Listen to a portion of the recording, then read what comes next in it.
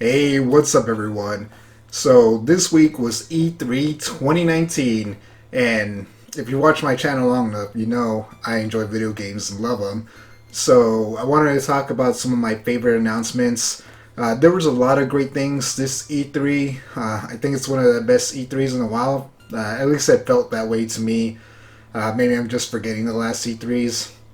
Not to say that there wasn't some better news announced in prior E3s, just that I think overall everyone had something good to announce. So, for me, the best announcements came from Square Enix. There's plenty of other great stuff. I love Nintendo, and they had great announcements But for me, Square Enix kind of won E3, and winning E3, no one really wins E3. But it really depends on your taste on video games and systems and whatnot on who you think E3 won or who you think won E3. So the first thing I want to talk about is the Final Fantasy VII remake. I've been waiting for this game since they announced it like 4 years ago or something like that, maybe 5 years. I don't even know. But I really love the original Final Fantasy VII game. I re-downloaded it on the Nintendo Switch last month, and I've been playing through it. Close to beating it. Just kind of been taking my time and enjoying it and just exploring the world all over again. They finally showed us the battle system, which I was afraid I was going to hate, but it looks like it's a mixture of, I think, Final Fantasy 15 and a little, turn-based type abilities. It looked really fun and cool, so it got me excited for the game. The graphics look amazing. We finally got to see a lot of the characters: Cloud, Barret, Tifa, Number 13. That would have been awesome. Aerith or Ares, Aerith. Yeah, so we saw a lot of the cast roster. It was really cool, very fun. We got a release date. It's coming out March 3rd, 2020, which is exciting. It's less than a year away. But this is like one portion of the game. Apparently, it's just the portion of Midgar. If you play the game, the first game, you know what I'm talking about. It's just kind of like that opening section. But supposedly it's 2 Blu-ray discs long, and it's as long as a normal RPG. I guess that's what they were saying. So if that's really true, it's really going to be worth buying. But it looked great and fantastic, and I can't wait to play it.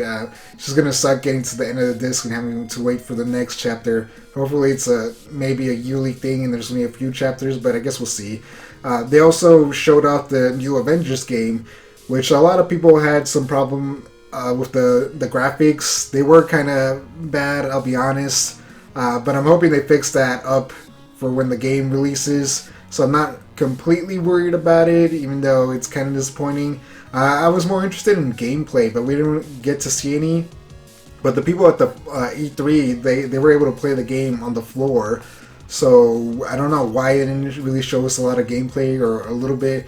But there's a lot of interesting things they talked about. Like the game is going to be able to be played online, and you're going to be able to play with friends. So, you can have a group of Avengers doing missions, which sounds really cool and interesting.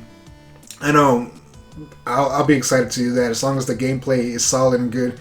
Because that's one of the things that worries me. When you have, a bunch of different characters that have different move sets and abilities, sometimes it just doesn't gel right. If you're playing a shooter online, everyone has the same abilities and everything, and it kind of works. If you play an RPG, everyone has similar techniques and abilities. They're not jumping super high like the Hulk and smashing things, or flying around like Iron Man, or running as Captain America and throwing a shield. And they're like very different power sets and abilities. So I'm interested to see how they incorporate that.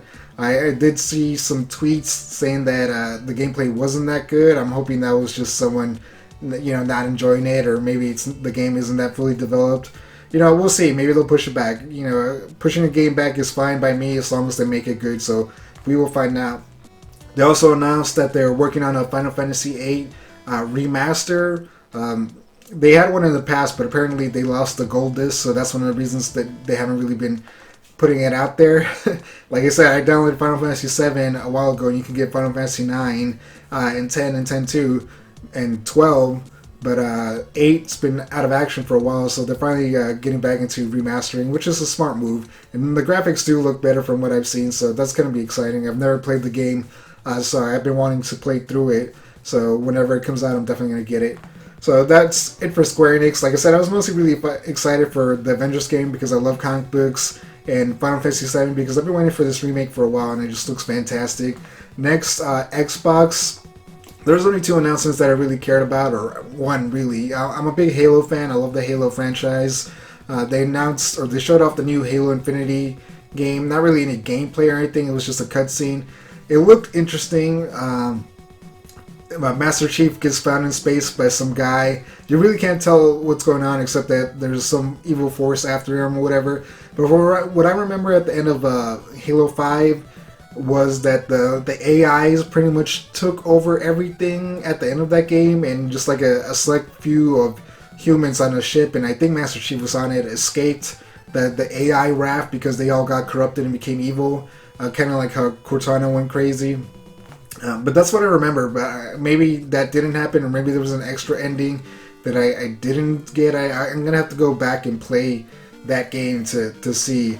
But it looked interesting, cool. But my only problem is that this game is going to be released with the Project Scarlet, which is the new Xbox system. They said it's going to come out next year around the holidays, so probably November timeframe. So it's available to buy for Christmas. They didn't show really anything about it. They just said that it's going to be a very powerful system, like a few times more powerful than the current Xbox. There's going to be almost no load times, which is cool, but that's usually things they say for new systems nowadays. I think they said that for the PS4 and the Xbox One X, or whatever the new version of the Xbox One is. So that's not very anything impressive. Like, okay, you didn't show what the system looks like, any of the graphics or games on it, and I'm sure they'll show it next E3. They're just telling us, hey, we're working on a new system, which is fine, but, I like seeing, when they showed the Switch, it was very like, oh man, the Switch, that's crazy, that's cool. But this is just like, it's very powerful, and it's like, okay, that's neat and all, but, we're getting to a point where it's kind of not mattering too much to me anymore. Like, the thing I love about the Switch is being able to take it around everywhere. Like, sometimes I'll be playing it on TV and then I'll just pick it up and go to my room and play. Or sometimes I just play it on the couch just by myself, and it's just something very enjoyable. The graphics might not be as powerful, but it's very comforting and very fun, when you can pick it up and play it anywhere. I've taken it places to play games, which is very fun. So, I don't know. You can call it a game, but for me, I think that's where the video game industry should move towards, something that you can move around and enjoy and carry on you at all times. But I'm still looking forward to the new Xbox. I'm not really sure if I'm going to buy it. They kind of got me with the new Halo game, though. Like, if I want to play with my friends and everything online, I'm going to have to get the new system. But, we'll see. We'll see, because when the Master Chief Collection came out, that game was just broken as hell. I played it a few times, or tried to, with my friends, and it was just a mess. And I think they fixed all the bugs and everything like that, but it was just a bad experience. I expected more. I'm like, really, a Halo game that doesn't work? I'm like, nah. So it put some bad blood in me, when it comes to the Halo franchise. So we'll see. I'm not jumping to buy an entire new system just to play a new Halo game, because it might be garbage. Who fucking knows? So next, Nintendo. Sony. I don't have much to say about Sony. I guess the Square Enix, presentation, it was my favorite things from Sony, I guess. Like I said, there's a lot of great things that came out, and I don't know everything that came out because there's, definitely a lot, but, I just want to talk about the things that really just kind of, put me up and really got me excited. So, onward to Nintendo. Nintendo released, or showed off 2 new Smash DLC characters. One is the hero from Dragon Quest XI, I want to say it is. He's a sword fighter, which, surprise, I'm sure no one was surprised about that. But he looks very fun and cool. And then he has 3 alternate costume forms, which I love. I wish they would do more of this. Or 4 alternate costume forms. It's either 3 or 4 from other Dragon Quest main characters from different Dragon Quest games. I think Dragon Quest 3, 4, and 8. I'm not 100% sure. But that's very, very cool. Dragon Quest is a big franchise in Japan, so I completely understand this. I never really got into Dragon Quest. I just played the original Nintendo ones, or the original Nintendo one. I couldn't really get into it. But I'm kind of interested in, maybe I'll pick up Dragon Quest 11 because they also announced it for the Switch. So maybe I'll pick up that game and really love the franchise. And there's already a character available in Smash, so we'll see.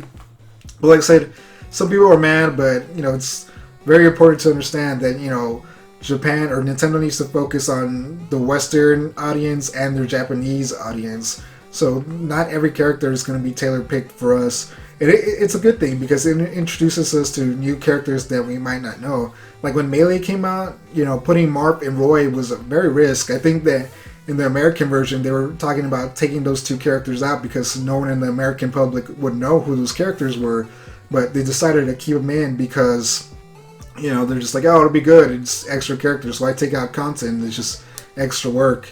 And it was a good thing because that really brought Fire Emblem to the attention of everyone. And now it's a big franchise. I think they release a game yearly or bi-yearly or something like that because the franchise is so popular. And to me, and a lot of people, it all started with those two characters being in Melee. So, and that happens a lot. The Final Fantasy or the Dragon Quest 11 character, he's just pretty much an advertisement for people to get interested in a new Dragon Quest game. Like I said, it kind of worked because I'm just like, hey, maybe I should pick it up and see what all the fuss is about. So that's what it is. It's important to remember that.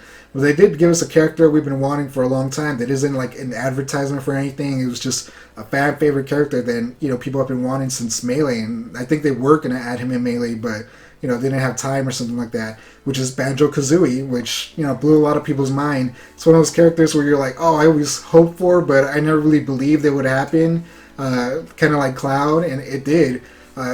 Smash Bros. Ultimate is definitely an ultimate game. It's so cool to see Banjo-Kazooie in this game. That's crazy, because Banjo hasn't even had a new game in, I think since the 360.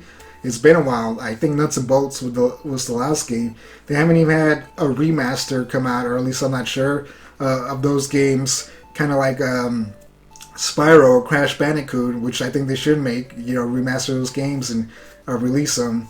I think that would be fantastic. But yeah, they put Banjo in the game. It's very exciting to see him as a character. There's still because we got 6 DLC characters. One's Piranha Plant, which debatable. Joker, the Hero, and now Banjo-Kazooie. So we got 2 more DLC slots. So I'm really excited to see what they are. And I kind of hope if all these DLC characters and the game sells really, really well, they reward us with maybe 1 or 2 extra characters. I know that's asking for too much, but that'd be very cool. I'm excited to see what the final 2 characters are. But still, it was exciting for Banjo-Kazooie and the Hero. Maybe we'll get Spyro in the game. I think that'd be fantastic. A 4-legged character running around. That cool stuff. But anyway, it's exciting. The last announcement in the Nintendo Direct, and not the last thing I'm going to talk about, but is they announced Breath of the Wild 2. They showed a short video showing some of, I guess, the story and saying that the game is in development now. I'm hoping it comes out next year because I love Breath of the Wild. It was a fantastic game. But they said they're working on the game. It looked very fantastic, and I think that surprised everyone. I'm sure we all thought that they're already working on the next Zelda game, Breath of the Wild. But I don't think we thought, or at least I didn't think we were going to see something this soon. So when they showed it, I was like, oh man, that's crazy. And it looks fantastic and dark. A lot of people were saying it's going to be darker than Majora's Mask. I don't know if that's a comment of one of the Nintendo developers said, or just from the visuals, that's what they believe. Which, I mean, it could be, but the last Breath of the Wild is pretty dark if you think about it. I mean, it doesn't seem that way. But most of the games, I guess, are kind of dark, especially when they take place, when shit has already gone down and Ganon has more or less destroyed or conquered the world and you're just kind of living in it. But that's exciting. I can't wait to find out more about that and eventually get in and play it. And speaking of Zeldas, they showed off more of Link's Awakening. The looks are very cutesy, but I think it kind of fits the aesthetic of the game. It looks like a lot of fun. I'm a fan of the original one, so this remake is really fun. I'm gonna have it easier to access it, so I can just play it on the Switch on the go with new updated graphics. It looks like they added a thing so you can create your own dungeon, and the color dungeons from the DX version from the Game Boy Colors also are in there. I believe that's what they said. Don't hold me to it. But it looks fantastic and a lot of fun. I can't wait to get that game. It comes out this year, so it's really excited. A lot of the announcements for games were for next year, so I was just kind of like, not next year. I want it now, this year. So that's really all I have to say about that. They announced No More Heroes 3 for the Nintendo Switch, which I love the No More Heroes franchise. Specifically 1 and 2. They released that other one. I forget what it's called. Maybe Travis Returns or something like that. I can't even remember. Which was fine, but the first one and the second one were awesome, and those are the type of games I want. So No More Heroes 3 coming out. Super excited to play that. I can't wait to get back in the game as Travis Touchdown. Slam some people around, chop them with my freaking blade katana. It's a lot of fun, a lot of bloody, crazy action. So that was really exciting. There was talk about maybe they were working on a No More Heroes 3, especially since the last game came out, and it turned out to be true. Super excited for it. Should be a lot of fun. The last thing I want to talk about is Pokemon. So they already had a Pokemon Direct, a couple of weeks ago or last week, to talk about the new game. And we've known about the game. They announced it a while ago, and we've already seen the starters and everything. But there's not too much to talk about. It's always like, hey, new Pokemon, this and that, which is exciting. But the two things that I want to talk about is there's a new, I'm going to call it a gimmick, because that's what it is, a gimmick. It's kind of like Mega Evolutions and Z moves from the last games. So your Pokemon can become giants in certain areas, and you could do battle with giant Pokemon. And there's also like a raid-like feature where if a lot of Pokemon trainers get together and they can fight, evil giant Pokemon, and then you can catch them or whatever, which I like that feature. But the whole thing with Pokemon turning giant, it's cool, but they're definitely not going to carry it over to the next game.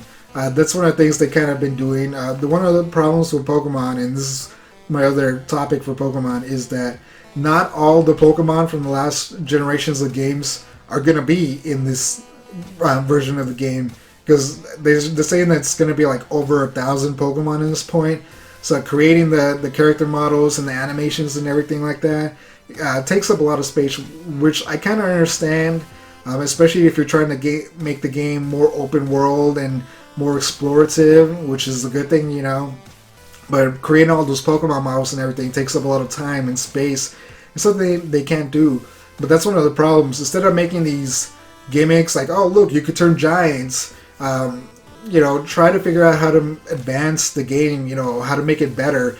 Make it so it is just explorative. Maybe just add a few more new Pokemon, but for overall, make it crazy and like really like Breath of the Wild or something like that. Like where the world is huge and you can really explore it, and there's different Pokemon or whatever, or maybe big sections, and then you can travel to different regions. It's like they have to figure out something new, because all of a sudden, just like when the next gen comes out or whatever, are they not going to add new Pokemon, or they're going to add new ones, but there's going to be a select amount of Pokemon that we're just going to stop seeing from now on? It's going to make a lot of people mad, because different people grew up with different generations and they love different Pokemon and they always want to be able to catch them. So it's kind of a conflict, and I know a lot of people are upset. They're like, how come I won't be able to catch all the Pokemon for previous games or be able to access them? And it is kind of infuriating. Like, say, I somewhat understand from Nintendo's point of view, it's just like we don't have the time and money to do all this, but it's just like, well, you need to, maybe rethink the motto Pokemon and what it means, so you can, just add all those Pokemon or whatever and still keep people interested. It's like, because your current motto is starting to fail, its age is starting to show. Games have been around for over 20 years. The franchise has been around for over 20 years, 20-something years. You're going to have to change something. You're going to have to figure something out to keep people interested and, keep that, love of Pokemon alive. People are going to still always love Pokemon, but maybe change up the world, maybe think Detective Pikachu, make it a more modern world, more accessible, bigger. I don't know. I don't have the answer, I'm sure someone does out there, but they do need to do something, because starting to cut Pokemon out is just going to start making people angry and start maybe cutting out people from older generations.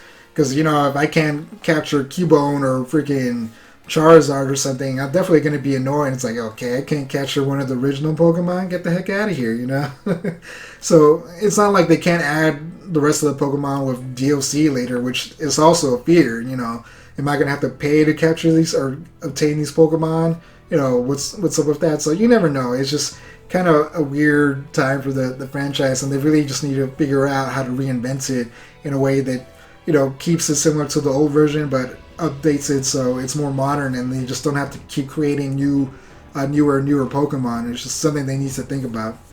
So those were my thoughts and overall discussion, I guess, on E3.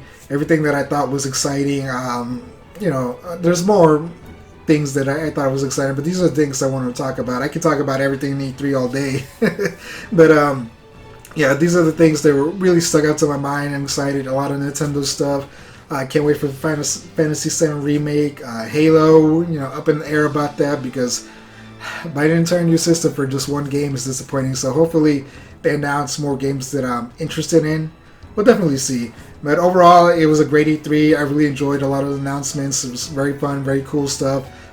If you guys watched it, what do you think? What were some of your favorite announcements or games that are coming out in the future that were shown at E3? Let me know in the comments below. As always, thank you for watching, like and subscribe, and I will catch you in the next one. Peace out. Hey, if you like this video, we have several other awesome videos you can check out. And again, thanks for watching.